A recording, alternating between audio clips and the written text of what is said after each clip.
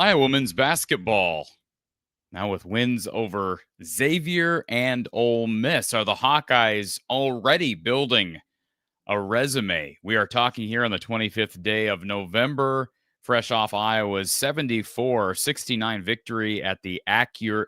Let me see if I can get this out right. Acrisure Series event down in Palm Desert, California. The Hawkeyes will advance. They do advance to the championship round where they'll play the winner of Utah Grand Canyon, which is tipping off in about 10 minutes. What a big win for your Iowa Hawkeye men. We're going to be joined by Coach Gary Close in just a minute. But first, a big shout out to our player of the game, our RTI Threads player of the game. I'll drop the suspense now. It is Bennett Sturtz. What a day for Bennett. I'll tell you, and I know he had that airballed three. It was kind of a heat check late in the game. But from start to finish, man, he just put this team on his back. Offense was not always simple tonight. And we're going to get Coach Close's perspective as to why that was early and what Iowa figured out down the stretch. But Bennett Sturtz is our RTI Threads player of the game. He finished the day with, my technology is acting a little slow here. Finished the day, of course, playing all 40 minutes, 9 of 20 for 29 points, 6 of 8 from the field. And he was just phenomenal. I mean, he made every play necessary at every big moment and also had a pair of assists along with 3 rebounds. Again, 9 of 20, 6 of 8, 40 minutes played. And that's just what he does night in and night out. All right. Let's add in none other than our good friend, Coach Gary Close, to the stream. Gary. Good timing. Great timing. Good to have you back, sir. Good to be back. How was beautiful South Carolina? Unreal, man. We had just phenomenal weather and enjoyed ourselves very much. Thanks. Good time. Good deal. The Iowa Hawkeye men enjoying themselves down in Palm Desert. 74-69 victory over the Ole Miss Rebels. and we're here to talk about it. I mentioned at the outset, Bennett Sturtz, our player of the game, 9 of 20 from the field. He was 6 of 8 overall from 3, 29 points. And, of course, he's a guy who plays all 40 minutes, Gary.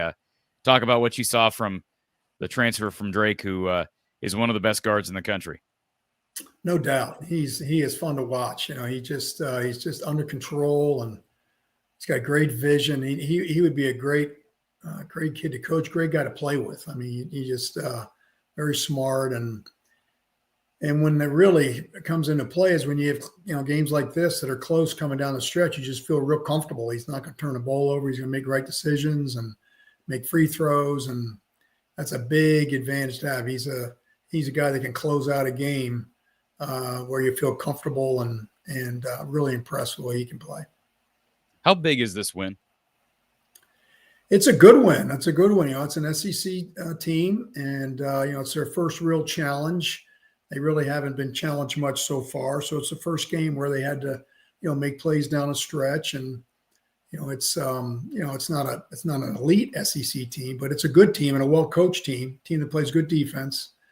And it's a good game. It gets you into a championship game. You get a chance to win your first championship of the year. So, it's a real good win.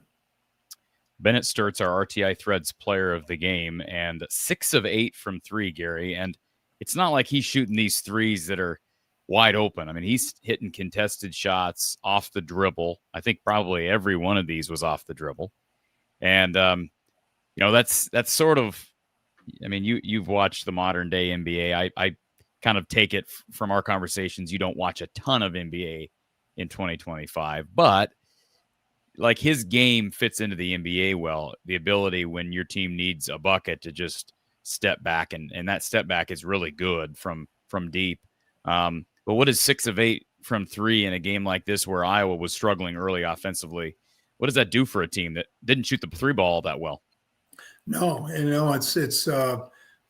really was the only one that shot a high percentage. It's huge, and then a lot of those were big baskets where widened their lead, or maybe Mississippi had made a run and got the game close and then bumped it back up, and just seemed every time they needed a basket, he came through.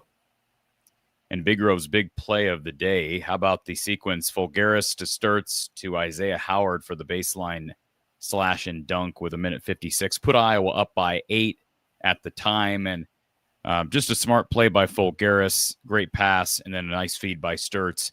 Sturtz only 2 assists on the night, Gary, but there's going to be games where he's going to be potentially flirting with double-double or triple-double territory.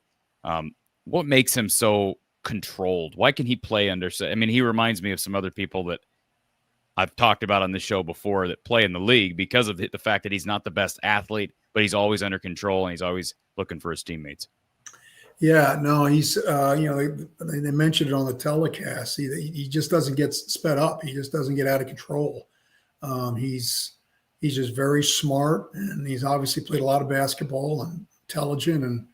I think when you have a point guard like that, and you got a chance to control the game and win games that are close down the stretch. And Combs gives him some relief. I mean, he's a very good ball handler. He makes free throws. He doesn't turn it over. So their backcourt is really solid. And as a team, they don't turn it over. So, that gives you an advantage. Gives you a better chance to win games when you're not turning the ball over a lot, which was important in this game because Ole Miss plays good defense. Before we get to our first caller of the day, we want to take a moment to thank RTI Threads. Shop the official apparel of seniors Aaron Graves, Jacob Gill, Carson Shire, and Zach Lutmer, all at rtithreads.com/NIL. Folks, if you're in the Omaha Council Bluffs area tomorrow, we will have a special appearance by yours truly and former Iowa DB Adam Shada. So, going back to 2005, 2006, that time frame. We're going to be at Big Grove Brewery, and that show is brought to you by Big Grove Brewery and our good friends RTI Threads in the Omaha area. So, folks, if you're a Hawkeye fan or a Nebraska fan, you're welcome as well. 5 p.m. for the live show start there at Big Grove, and then we'll have a watch party for Iowa women's hoops at 6:30. And now that we know the men's result, and we can watch the men as well. 8:30 Oh, what a day for you. What a day, man. That's going to be a long one. Yeah, that's great. Starts with a 6 a.m. meeting in the morning for me, Gary. So, yeah, it's going to be a fun trip, though. So, folks, join us on Catalyst Court, the new Big Grove Brewery location in Omaha tomorrow, Wednesday, November 26th, all starting at 5 p.m. Let's go to our first caller of the day. Let's see. We've got, I think I know who this is, but we'll give him the dignity. Thank you for calling Iowa Postgame with Coach Gary Close. Who's on the line? Lomansky, Corey, thanks for taking my call. And Gary, always good to see you. Good to see you too, although I can't see you right now. Good to hear from you. I got a face for radio, Gary. Okay. All right. Thanks for calling, Lomansky. Hey, Gary, I consider Chris Beard one hell of a coach, and I don't know where he ranks nationally, but talk about Chris Beard. When you watch the end of this game, he gave them a fighting chance to win this ball game, and you had to be tickled to see JR's son step up and hit free throws and rebounds. And for a young player, I love people that stick to it. In the days of transfer portal and tough decisions, what a great thing to have number 8 come back for the Hawks. Talk about Chris Beard. Yeah, that's a good point on Cooper. He was really good tonight. I mean, he had double, and he does a lot of good things. He's just a freshman, so he's much better than his dad was at the same age. So I want to stick that one in there. So yeah, Chris Beard is very well respected. His teams play a lot like this Iowa team. They don't beat themselves. They play terrific defense. He's playing in a very, very competitive league. So they're going to be prepared and well coached, and so you're going to have to play well to beat his teams usually night in and night out. And Iowa did that tonight. Real quick, I could just piggyback on that for a second, Gary. Chris Beard has been at a couple of different places, and he had the run at Texas Tech. What made that? Did you get acquainted with him? Did you know him pretty well prior to his stint at Texas Tech? Yeah, not real well. We had never played against any of his teams, so it was mostly from afar and just watching basketball. But I've always been impressed with how well his teams play and how fundamentally sound they are.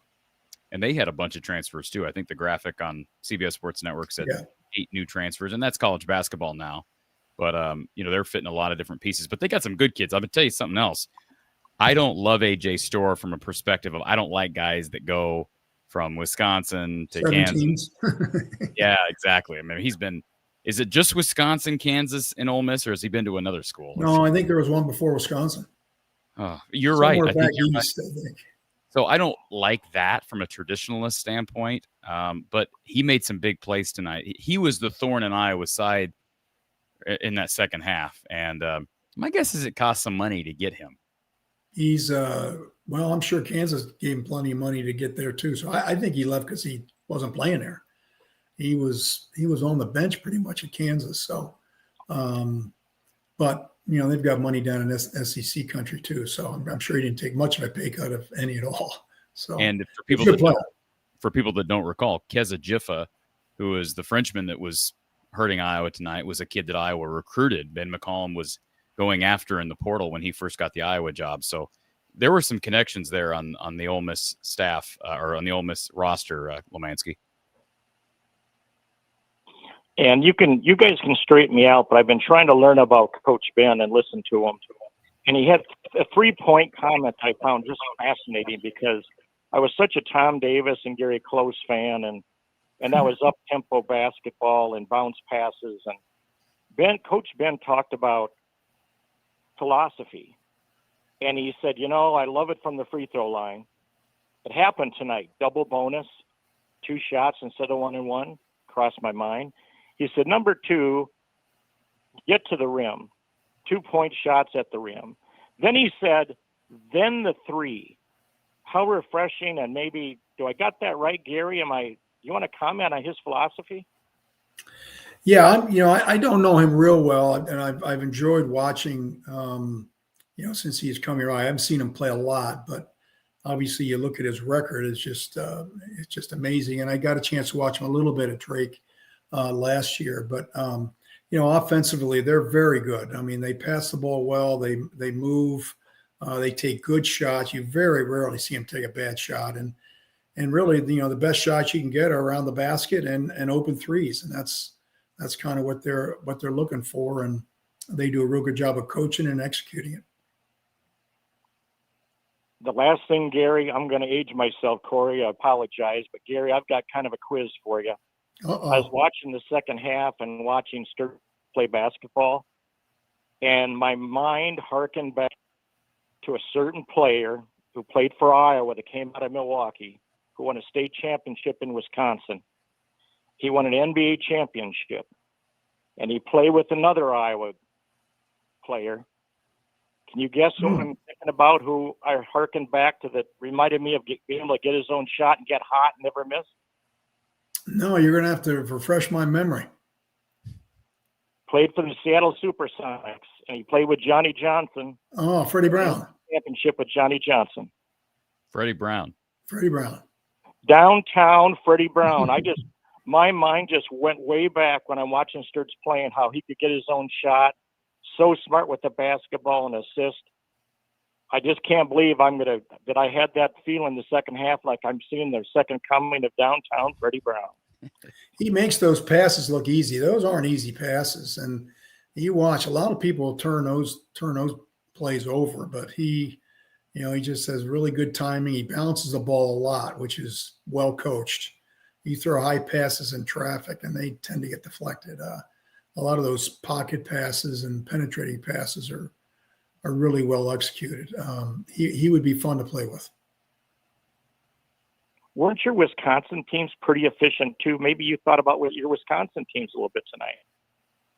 Well, we certainly tried not to turn the ball over. I think your first idea as a coach is you want to give your team a chance to win the game. And if you turn the ball over a lot, you're really lowering your chances.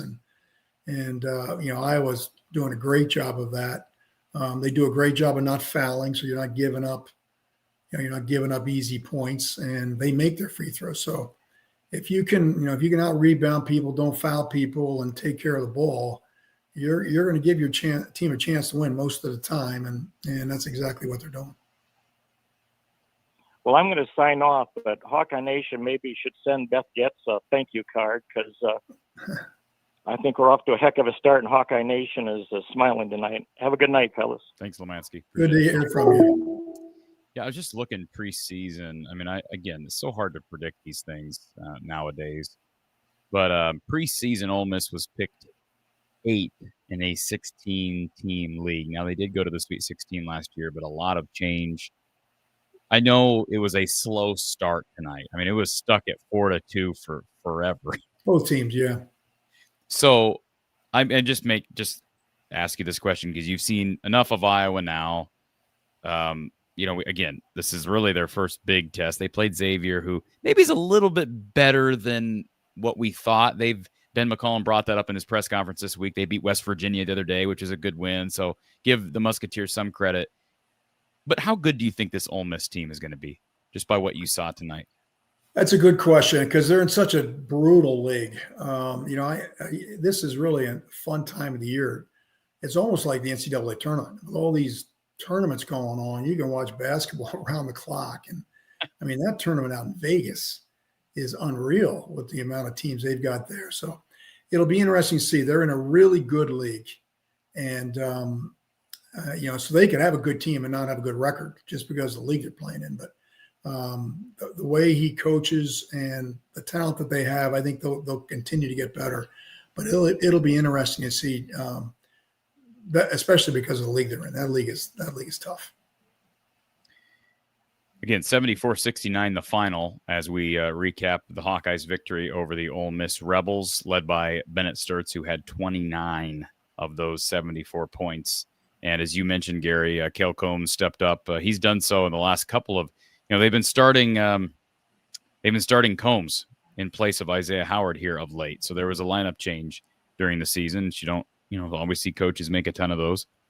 And, Isaiah Howard's been struggling from an offensive standpoint. It was nice to see him get that dunk tonight, but he's a good defender. But Combs does just give you stability.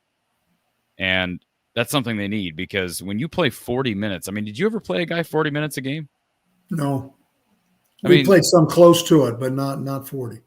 I mean, that's got to take a toll, right? Especially when Yeah. you're up. He's a ball dominant guard. Is that fair to say he's a ball dominant guard?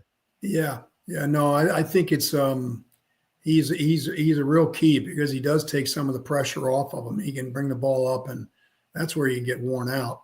And then they can put him in different positions to run different sets and things like that. So no, I think he's really important. All right, let's go back to our phone line. We've got Ryan on the Ryan, welcome to the show, sir. Good evening, gentlemen. How are you? Good. How are you? Are you able to turn your TV down a little bit? I can hear it in the background. Is that too much? Better? Yes, that sounds great. Better. Sorry about that. Can I just say I thought of you tonight briefly, Ryan, because beginning of the game, it wasn't Paul, what's his face, as an official, but who's the guy, Gary, you know who I'm talking about. Who's that Big Ten official that was chatting with Ben tonight on a couple of different occasions? Geez, I missed that. What is his name? Paul, you know his first name? No, I don't think it's Paul Sells. Oh. Or as Paul Ryan, Sleazebag? No, not Paul, not that Paul. There's another one, and I'll have to figure it out. Go ahead, Ryan. I'll figure out the name. I'm kind of curious, would Crooked Courtney give us a fair shake now that Fran is gone? But that's is Courtney. He's not still in the Big Ten, is he? Courtney Green? I haven't seen him in a while. Gary, is he still officiating? I don't know. I I haven't seen enough games to tell you or not. I don't think he is. What did you think of officiating tonight, Gary? Bad.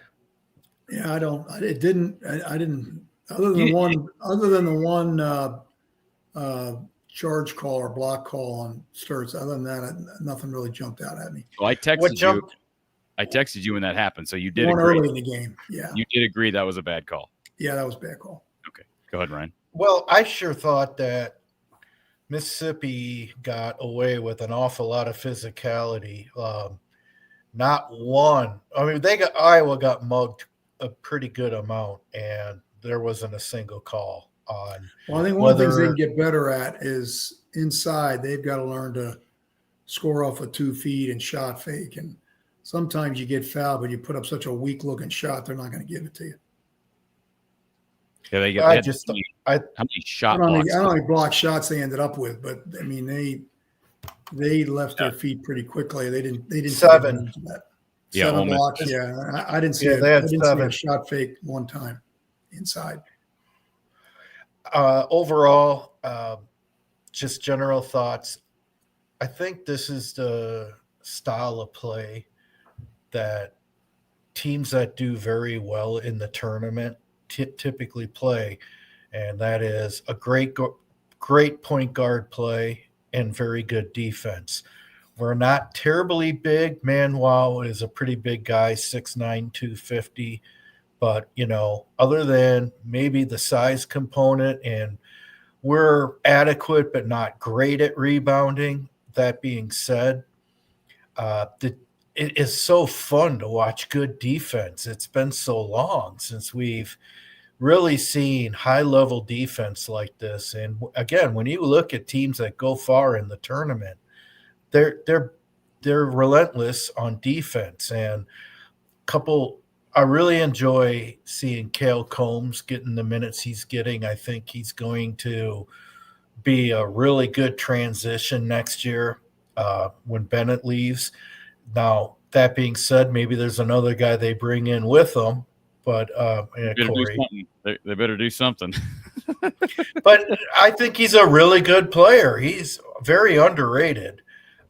He's a good compliment, but boy, this team is so reliant on Bennett Sturts. I'll tell you what. Of course, and they're going to have to replace a lot of scoring, but I think Ben will know how to do that. And if we're very successful this year, which we should be, I think I can easily see a couple scorers being interested in coming to Iowa City, because I think we're going to make some major noise come March. Gary, Doug wanted to know in the chat about rotation, and now we're going to piggyback off of Ryan's comment with, just rotations. He brought up lack of size. They did try to bring in Trevin Urok, the freshman big from Western Wayne Valley, and I thought he really struggled in a few. Maybe I'm totally off on that, but we never really saw him again. And Ben really stuck with his guys down the stretch. We didn't see much subbing. Yeah, I don't. If you don't defend and rebound, you're not going to get on the floor. I don't think. I think Cooper Koch's defense has gotten better. It's still got to improve. I think that's one of the reasons why his minutes were held down earlier.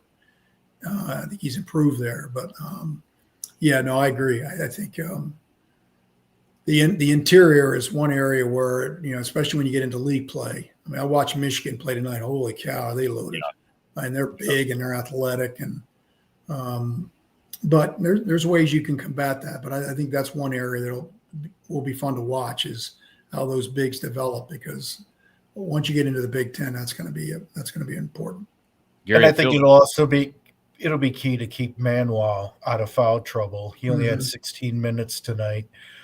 When he's in there, I think does a great job. But he's big, he's physical.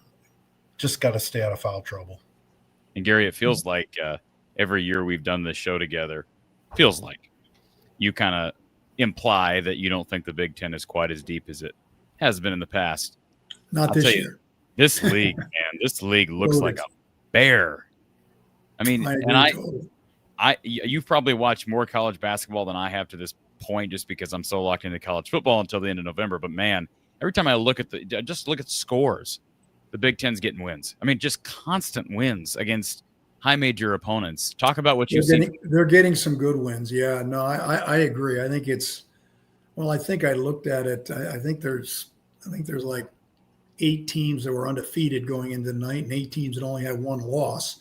Now, some are a little different than others in terms of who they're playing, but Michigan State's had some great wins. Illinois had a great win. Michigan beat Auburn by 30, and that's a team that went to the Final Four last year, and it wasn't even close. I mean, it was a rout right from the beginning.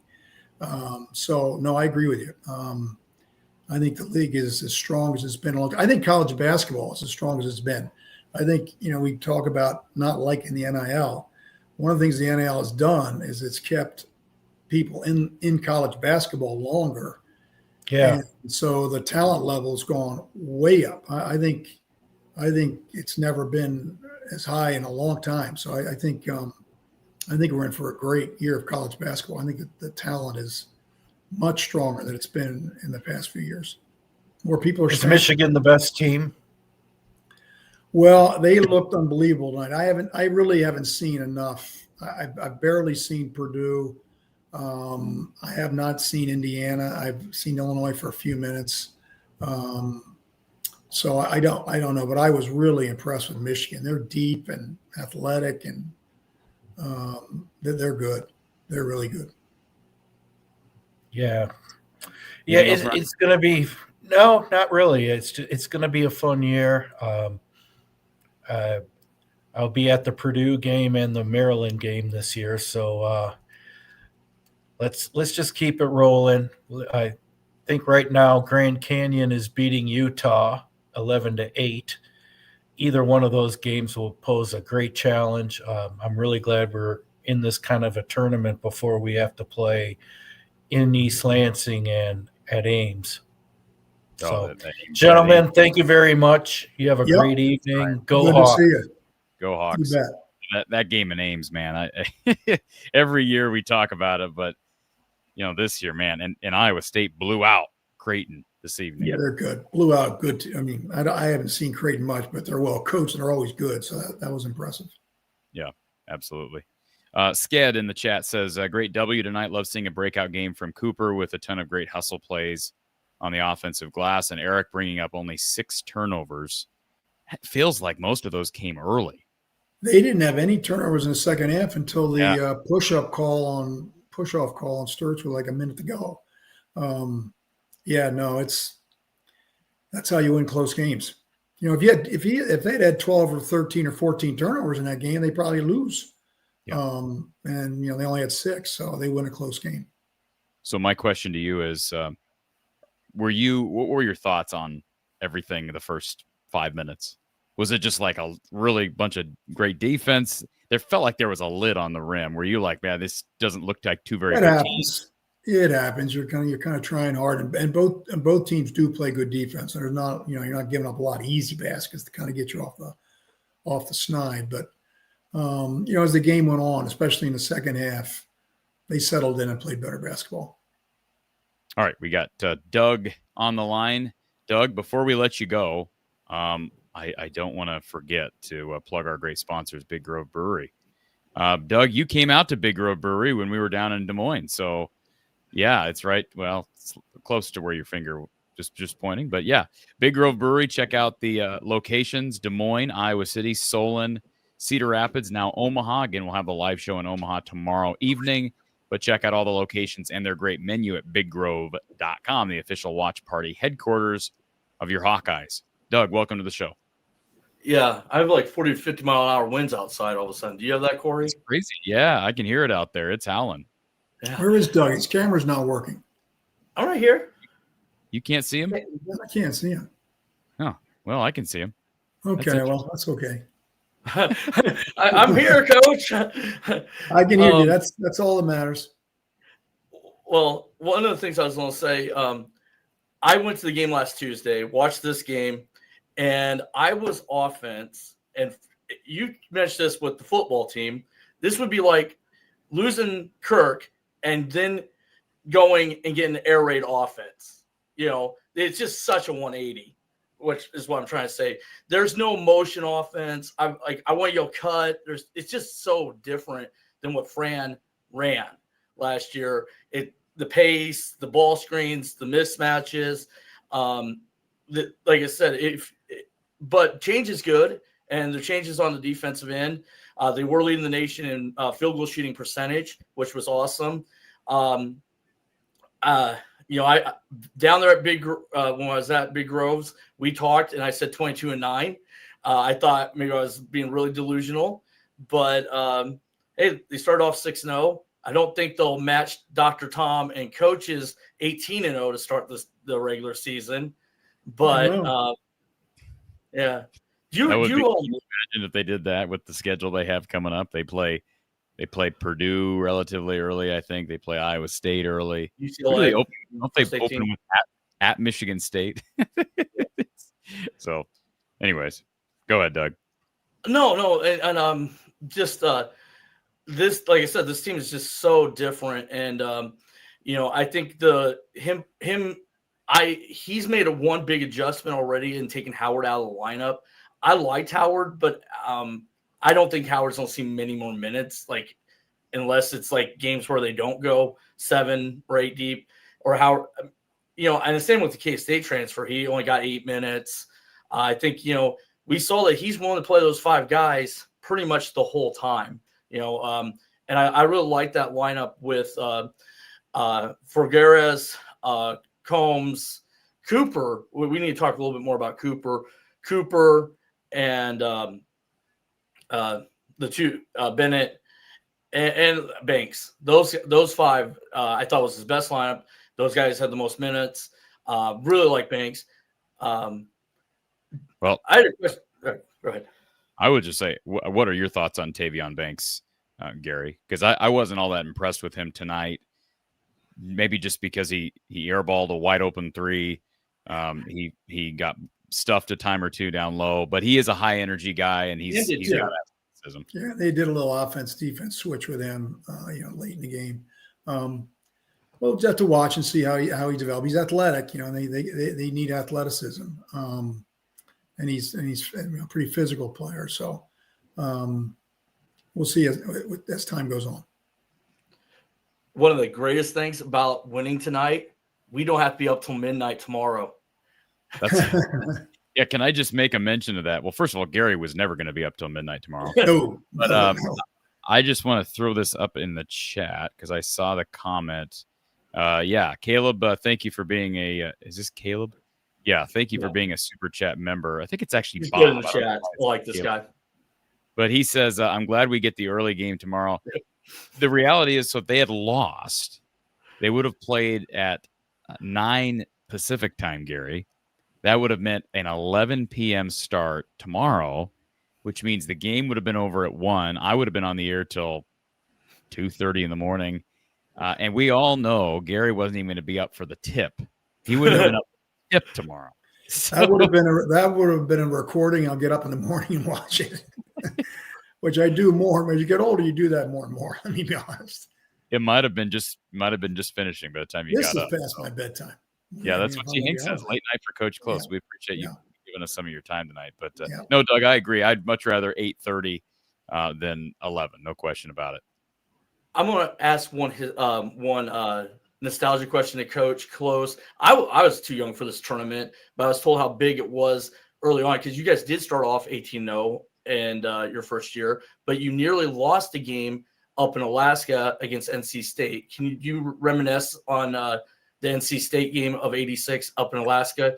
And can you talk about what it's like to go to a tournament in Alaska right now? Okay, those are my questions. That used to be the tournament. I mean, it was a big, big deal. And, it was funny. I was talking to my wife today.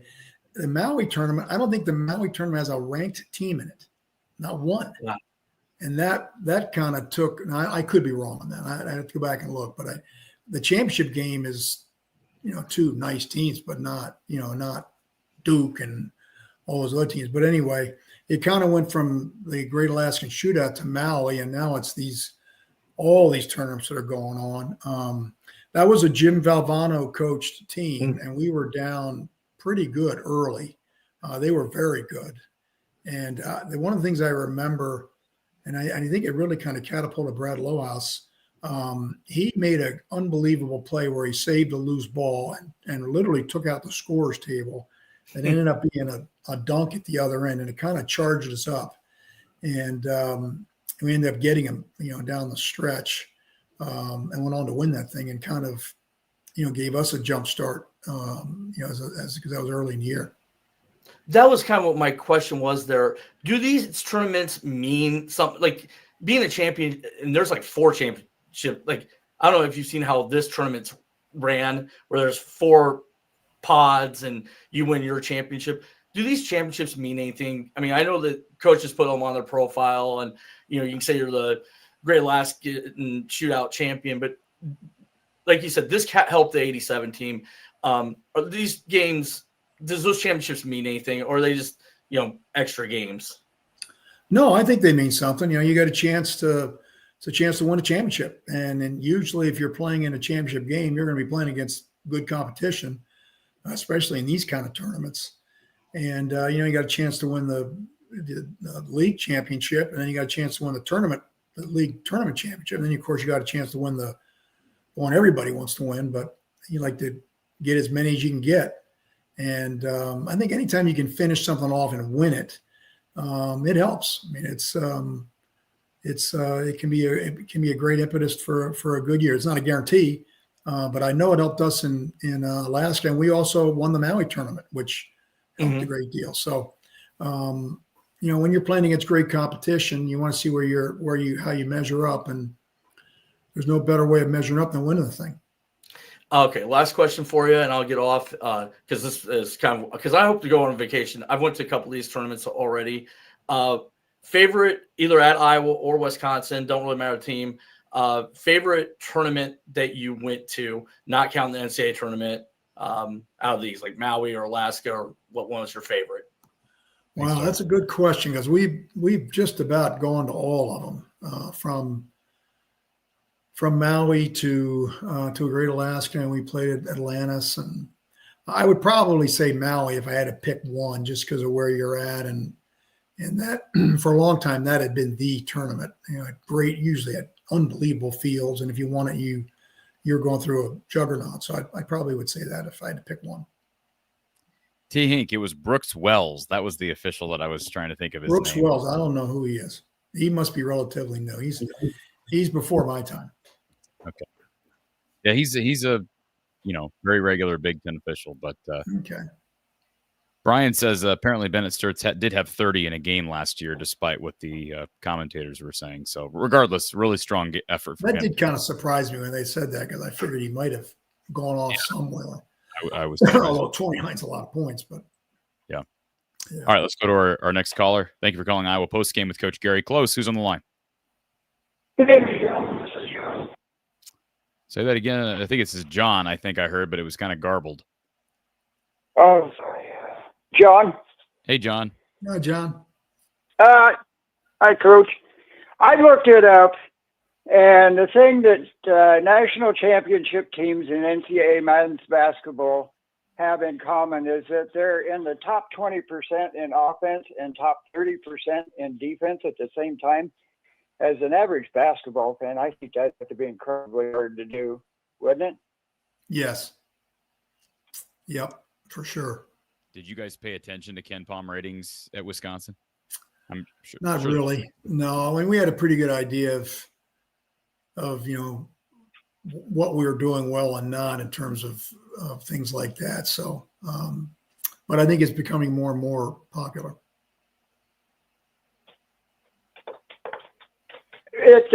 Can you take an average basketball player and make him a good defender?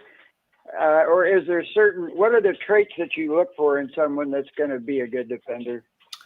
That's a good question, and I think you can, to some extent. I mean, you gotta have some basic talent, but I think toughness, it probably ranks right up there at the top, and that's being physical. That's wanting to play defense. That's not giving up. Getting over screens and things like that. I think your ability to move your feet. I think it's one area that Iowa can get a little better at. I think they got beat off the dribble a little bit too much. Almost pretty athletic, but they're gonna play some athletic teams. And then I think you got to be a good student of the game. I think defense, especially when you have five guys playing together, you got to be you talk about being a smart offensive player. You got to be a smart defensive player too in terms of playing angles and being in good positioning and things like that. Iowa does a great job of being in real good position off the ball. And if you're playing good defense, you really need all five playing together. If I had to pick one thing, I think it's toughness and then the ability to move your feet.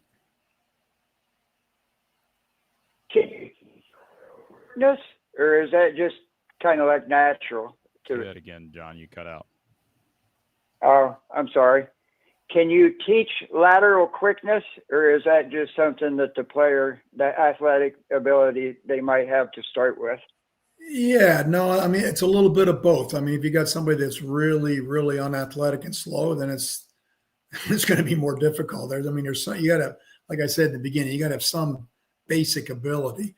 But yeah, no, I think you can improve your lateral quickness, and even more so just being smart in terms of angles and knowing who you're guarding and their strengths and weaknesses. You can offset some of your weaknesses by, being a smart defender. But no, I think people can work on their feet and get better at it, but not many people do. All right. Thanks, John. Thanks, John. All right. Good question. Say that again, Gary. Good question. Yeah, John's always got good questions. He always brings it. Before we get to our next caller, I want to thank our super chatter here. DC Hawkeye says, great win. Coach, are you concerned that Sturt seemed to be the only consistent one making shots? That's a good question. Maybe a little bit. I haven't watched him enough to get real concerned. I think they missed some shots that normally they will make. I give Ole Miss some credit for that. Maybe a little bit, but I gotta watch them a little bit more to get really concerned about it. So right now, not really, but it may turn into a concern if down the road, depending on how they develop. It just felt like, nothing was going. It just felt like that offense was flat at the beginning, and the only thing that worked was Sturts was just like, all right, I'm gonna start hitting shots. Yeah, and sometimes sometimes they'll have to do that. And fortunately, they got a guy that can do it. Right. And it just felt like things, obviously, you just look at the numbers, things just flowed a lot better after the first 10 minutes. And certainly. Koch shot great. Koch had, I think, 14 points on 7 shots. So you can't do much better than that. So I think they'll be a good shooting team. I think tonight was but it brings up a really good point. You're not going to shoot well every night. There's no team does that. And so your ability to defend, your ability to take care of the ball, your ability to not give up a lot of offensive rebounds, your ability not to foul. Those are all important when you aren't shooting the ball well. All right, we got someone else on the line here. Thank you for calling Iowa Postgame with Coach Close. Who's on the line? Hey, Corey, it's Tyler from Florida. Hey, Tyler. Hi, Tyler. Hey, Gary, nice to talk to you as well. I think first time for basketball for me. I've been calling on football this year, so but basketball is definitely more my knowledgeable side. So first comment, Corey, I think we talked about this a couple weeks ago with the officiating. So this was definitely more of my suit on the officiating side. By all standards, tonight was very well done, just from a third party watching on the officiating side. So I see a couple people complaining about some stuff, but it was pretty good all around. Like, you'd be very happy with that game. I thought the same thing, and nothing really jumped out at me. Correct. Couple things here and there, you're going to have that overall. Most of the time, couple hand checking, maybe not called, but very consistent both sides. So I think that was good. I will say this, though, compared to previous teams under the last 15 years, most of the teams, I would say, cannot handle that type of defense. That's one of the biggest differences I see this year already with Iowa. Most of it stems from guard play. You think of the guards we've had over the last 10 years, even most point guards have been much, much smaller. Now you got 2 6'3", 6'4" guys coming up the court, allows them to do multiple different things. One, they can shoot, not just shoot, but also how many times, I think Combs posted up, 3 or 4, especially early. Sturts also did as well. So I don't know, thoughts right there. A lot of people don't realize that luxury of just clearing out one side. Coach, maybe I'm off on this a little bit. Multiple times I saw even McCollum calling it out, clear it out, let the point guard, whether it was Combs or Sturts, multiple times, just try to create something on offense, which we haven't seen. Yeah, I think he try to get the matchups that he thinks are favorable for his team. No, I agree with that. They did some with with Sturts and Koch, the way he was shooting the ball. They pass the ball really well, and they're very unselfish. Obviously having a lot of the players that come from Drake, that helps in terms of getting things down and becoming more efficient. But for this early in the year, I think from an offensive standpoint, they're playing pretty well. Agreed. Second thing, Koch, shout out to him. I was a little unsure where he fit in initially the first couple of games. He showed some flashes, more of a spot up shooter. Tonight, man, he was down in the trenches. He was grabbing boards, going up, battling. I don't know. I just saw a whole different side from him tonight. I agree. You kind of see his confidence growing. Honestly, I'll be honest. Yeah. I mean, I know it's still early and this is one game, but to this point, I was a little bit surprised that he was starting. Just based on what I'd seen, to me, to this point, and I know they're different players stylistically. Gary, maybe Ben wants to fit guys, together, but Alvaro Folgaris had been better collectively to this point. But how much of what that starting five looks like in this system led by Ben McCollum do you think is based upon wanting 5 guys that complement one another? Because Folgaris was player of the year in that league last year, and he's definitely one of their top 5 guys. I'd argue he's one of their top 3 guys overall, but he's not a starter. Yeah. Well, and I think they got Koch out of there pretty quick in the games that I watched. So he started, but he wasn't playing starter minutes. Right. Which same thing with Howard. Yeah. So, but he's, I think he's gotten better. I think he's gotten better on the defensive end. I think that was where he was struggling a little bit. I think that was costing him some minutes. I think offensively, he's been fine, and he's a good shooter. So, and he still has some struggles off the dribble, but he's improving. You can see his confidence growing, and geez, he's just a freshman. Yeah, the last thing I wanted to see specifically was what does McCollum's real trust and rotation look like, and I think we saw that tonight.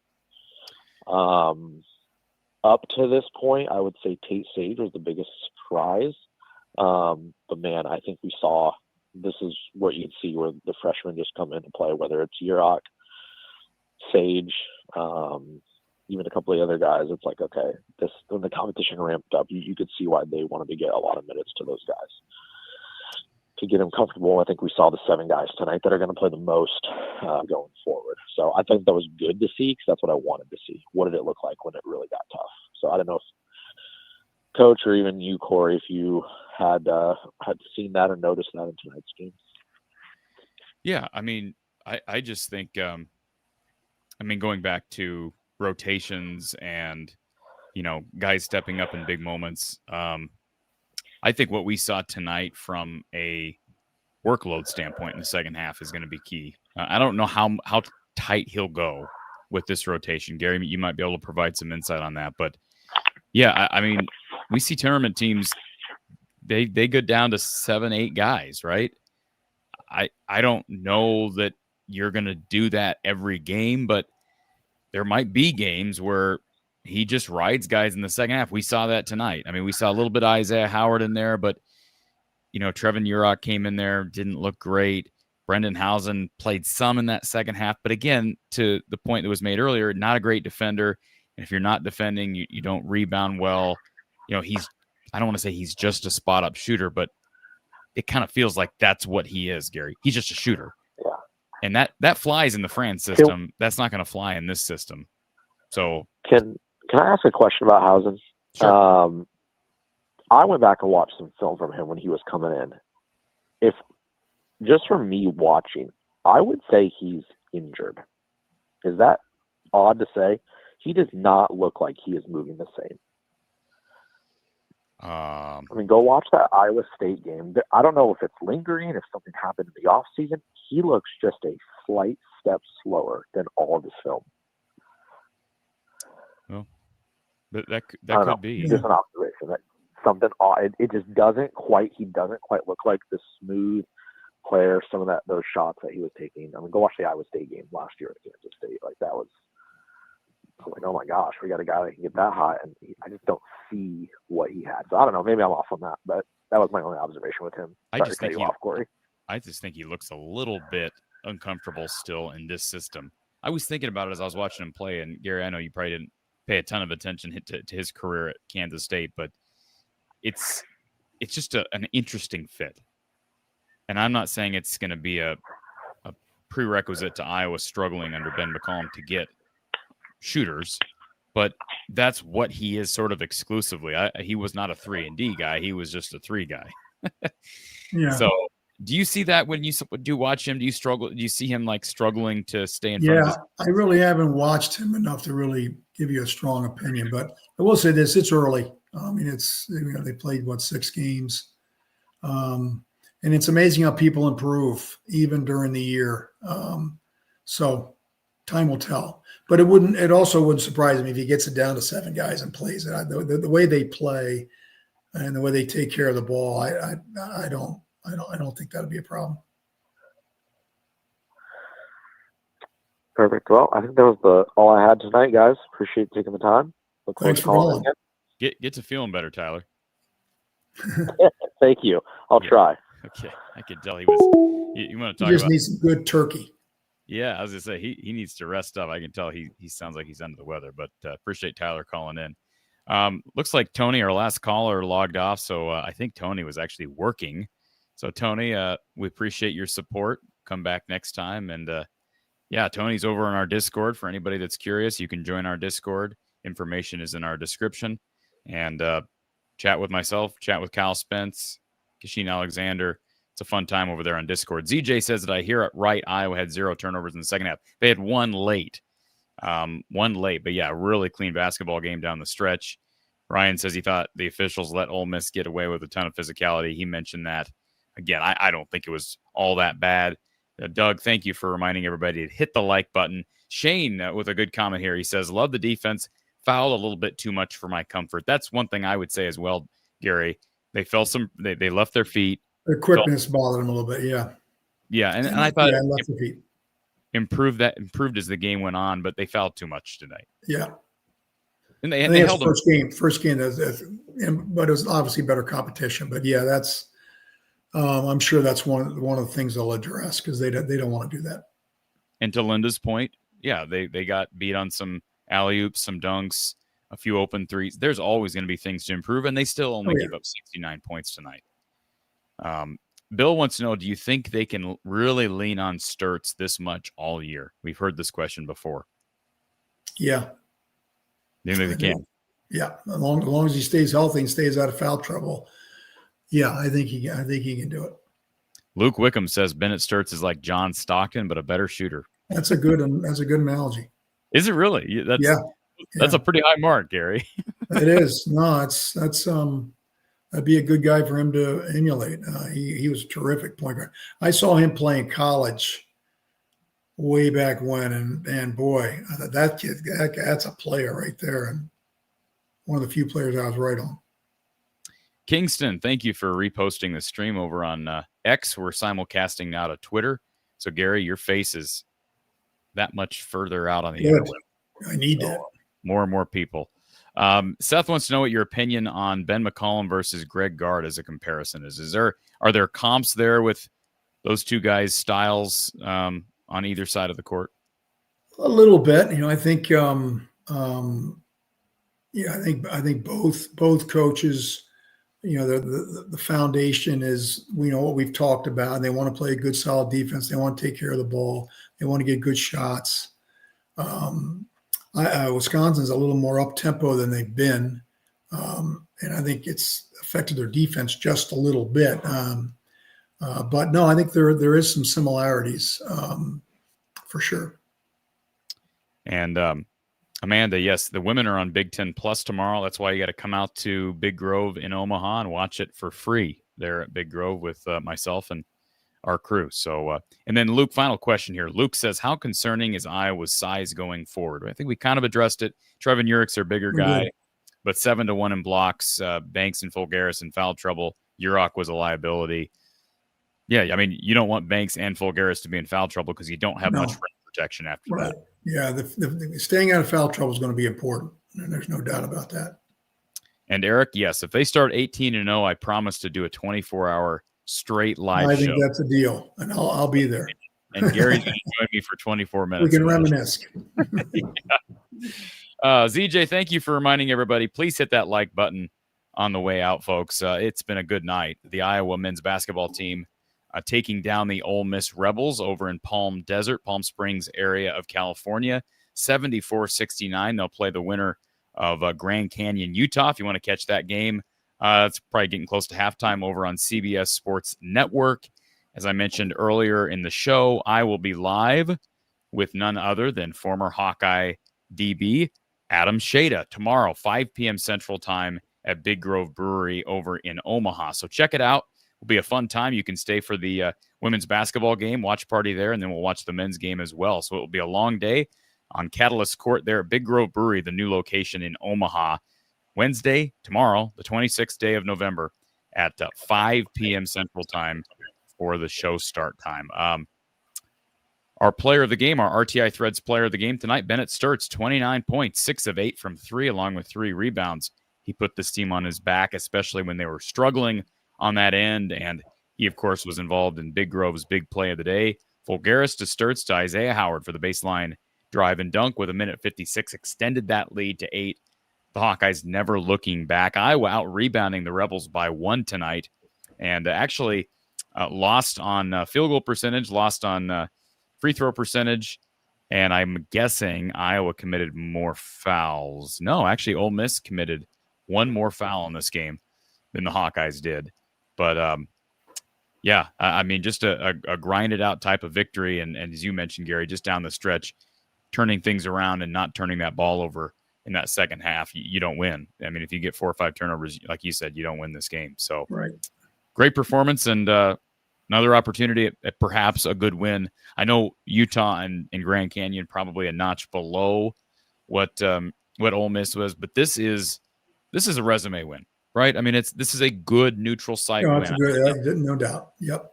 To get this win early, and I don't know about how much that Xavier win or whatever they have tomorrow will impact them, but this is their best win in the non-conference to this point. And yeah, it's fun. And I'm glad we're That's talking why I about came on. I knew it was going to be their best win, and that's why I decided to show up. If they had lost, you'd have just been a no-call, No, no-show. I wouldn't have shown. I would have gone You'd to have been bed. in bed. You'd have been Not coming All right. for anything else. It's always a pleasure, Gary, to chat Iowa You bet. basketball with you, and we'll look forward to hopefully many more in the near future. Sounds good to me. All right, folks. Happy Thanksgiving to all those Hawk fans out there.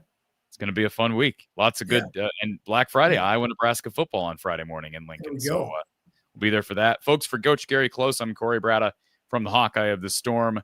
I will talk to you tomorrow, 5 p.m. Central Time at Big Grove Brewery in Omaha. Travel safely. We'll see you tomorrow.